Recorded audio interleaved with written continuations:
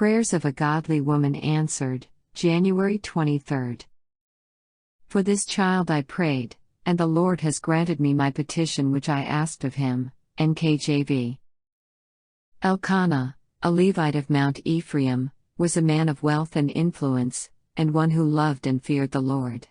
His wife, Hannah, was a woman of fervent piety. Gentle and unassuming, her character was marked with deep earnestness and a lofty faith.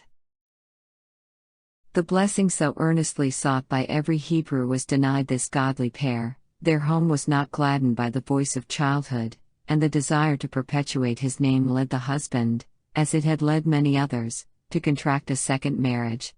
But this step, prompted by a lack of faith in God, did not bring happiness. Sons and daughters were added to the household, but the joy and beauty of God's sacred institution had been marred and the peace of the family was broken.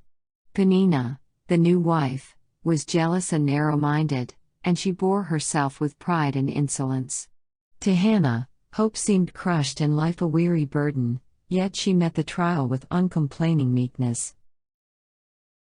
The burden which she could share with no earthly friend she cast upon God. Earnestly she pleaded that He would take away her reproach and grant her the precious gift of a son to nurture and train for Him.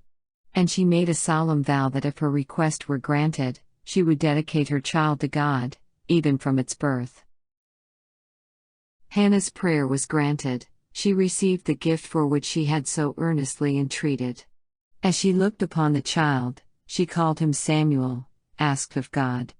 As soon as the little one was old enough to be separated from his mother, she fulfilled her vow.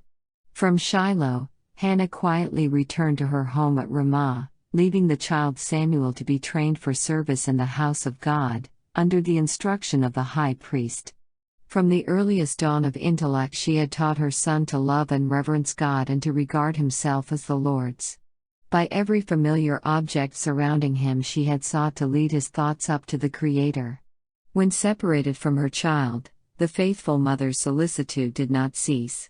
Every day he was the subject of her prayers. She did not ask for her son worldly greatness, but she earnestly pleaded that he might attain that greatness which heaven values, that he might honor God and bless his fellow human beings.